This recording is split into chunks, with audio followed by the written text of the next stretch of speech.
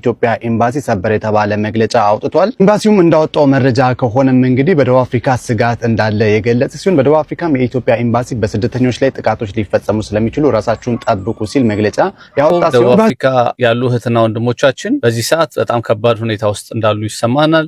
ለነሱ ማስተላለፍ የምንፈልገው መልእክት ምንድነው? ይሄን ከባድ ጊዜ ከመቼውም ጊዜ በበለጠ አንድ በመሆን እንድታሳልፉ ጥሪያችንን እናቀርባለን።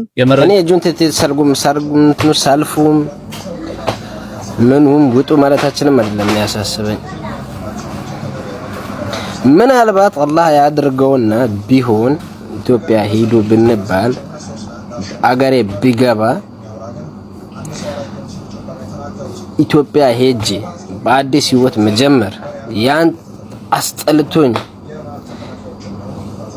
ደብሮኝ ጫንቆኝ የወጣሁትን ህይወት አዲስ አድርጎ መኖር ፕሬዝዳንት ሲራል ራማፎሳ በሰጡት መግለጫ ሀገሪቱ ጥብቅ የሆነ አዲስ የስደተኞች አስተዳደር ስትራቴጂ መተግበር መጀመሩን ያስታወቁ ሲሆን በዚህም ካነሷቸው ዋና ነጥቦች መካከልም እንግዲህ ህጋዊ ሰነድ የሌላቸው የውጭ ሀገር ዜጎች የመለየትና የማባረር እርምጃ በልዩ ፍርድ ቤቶች ታግዞ እንደሚጠናከር የገለጹ ሲሆን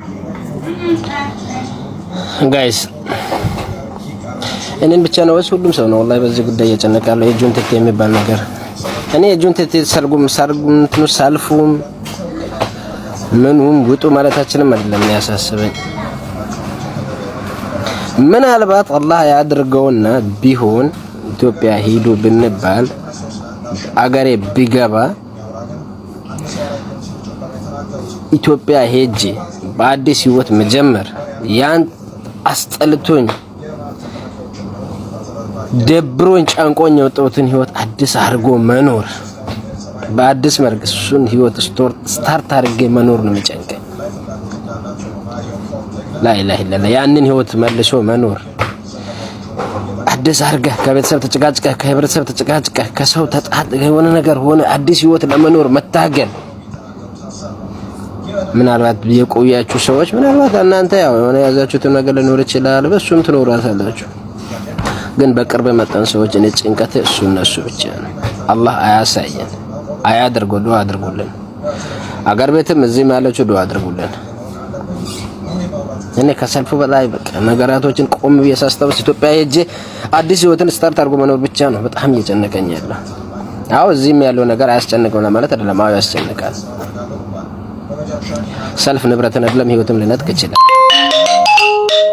ኦኬ ሰዎች እነን መረጃ ደቡብ አፍሪካ ውስጥ የምትገኙ ሰዎች በተቻላችሁ አቅም ለሁሉም መስማት ለሚገባቸው ሰዎች ለሁሉም ሼር አድርጉላቸው። በዚህ ሰዓት የኢትዮጵያ ኤምባሲ ሰበር የተባለ መግለጫ አውጥቷል። ኤምባሲውም እንዳወጣው መረጃ ከሆነም እንግዲህ በደቡብ አፍሪካ ስጋት እንዳለ የገለጸ ሲሆን በደቡብ አፍሪካም የኢትዮጵያ ኤምባሲ በስደተኞች ላይ ጥቃቶች ሊፈጸሙ ስለሚችሉ ራሳችሁን ጠብቁ ሲል መግለጫ ያወጣ ሲሆን ኤምባሲውም እንዳለው ከሆነ በደቡብ አፍሪካ ያለውን ወቅታዊ ዜጎቻችንን ሁኔታ አስመልክቶ በፕሪቶሪያ የኢትዮጵያ ኤምባሲ ስለ ሁኔታው የቅርብ ክትትልና ከመንግስት ጋር አስፈላጊውን ግንኙነት እያደረገ እንደሚገኝ የገለጸ ሲሆን የአፍሪካ መንግስትም እንግዲህ በስደተኞች ላይ የኃይል ጥቃቶች እንዳይደርሱ በሁሉም አካባቢዎች ተገቢውን ጥበቃ እንደሚያደርግና ሁሉም ጉዳዮች በህግ መሰረት እንዲከናወኑ እንደሚያደርግ የተለያዩ መንገዶችም ለኤምባሲው ሲገልጽ የቆየ መሆኑንም ኤምባሲው የገለጸ ሲሆን በዚህ መሰረትም እንግዲህ በቀጣይ ቀናት የጸጥታ ማስከበር ተግባሩን እንደሚያጠናክርም ይጠበቃል። ነገር ግን በስደተኞች ላይ ህገወጥ ድርጊትና ጥቃቶች ሊፈጸሙ የሚችሉበት ሁኔታዎች እንዳሉ የሚጠቁሙ አዝማሚያዎች አሁንም እንዳሉ ኤምባሲው ያሳሰበ ሲሆን እዚህም እንግዲህ በመላው ደቡብ አፍሪካ የምትገኙ ኢትዮጵያውያን በስደተኞች ላይ ሊደርሱ የሚችሉ የመብት መጣስ እናም ደግሞ የደህንነት ስጋቶችን መሰረት በማድረግ የዕለት ተዕለት እንቅስቃሴያችሁን ጥንቃቄ በተሞላበት ሁኔታ እንድታደርጉ ኤምባሲው ያሳሰበ ሲሆን ከአካባቢዎች የመንግስት አካላት እናም ደግሞ የኮሚኒቲ አደረጃጀቶች ጋር የቅርብ ግንኙነት በማድረግ የተለያዩ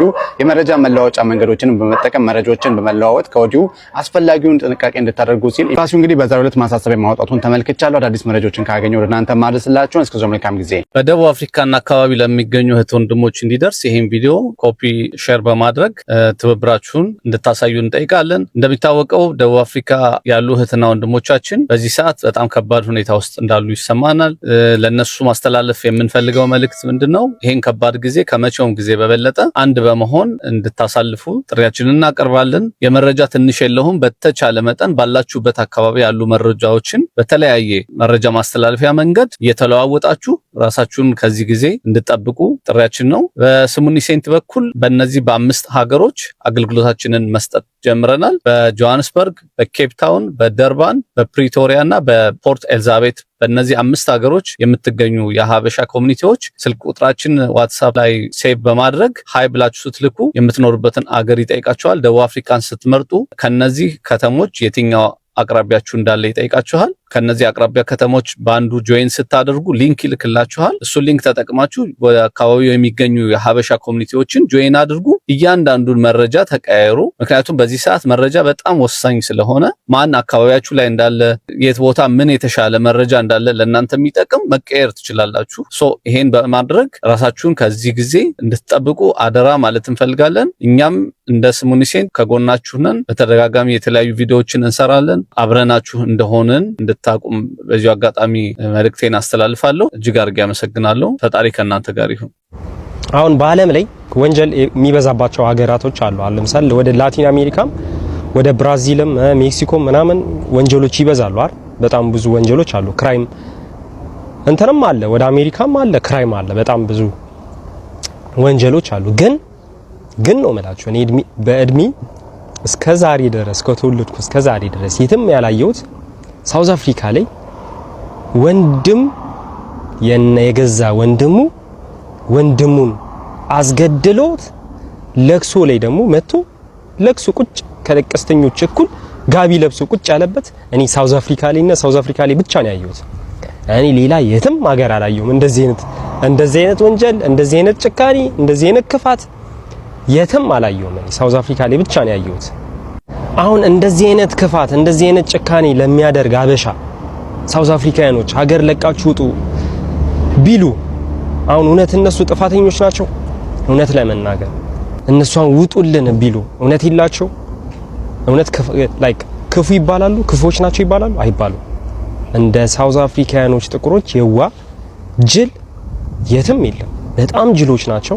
በከረሜላ የሚታለሉ ናቸው። የዋዎች ናቸው።